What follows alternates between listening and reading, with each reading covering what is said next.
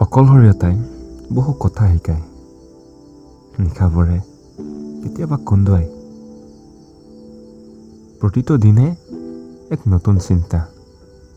নিশাবোৰতহে ভাৱ হয়, কি শিকিলোঁ, কি হেৰুৱালোঁ। এন্ধাৰবোৰৰ লগতে বহু কথা হয়।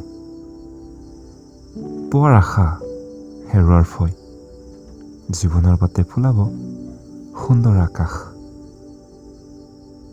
যান্ত্ৰিকতাত হেৰালো নিজক। ব্যস্ত জীৱন আমাৰ। বহুজনে পাহৰিছে নিজক। কোন ক'ত কেনেকৈ খবৰ আছে কাৰ।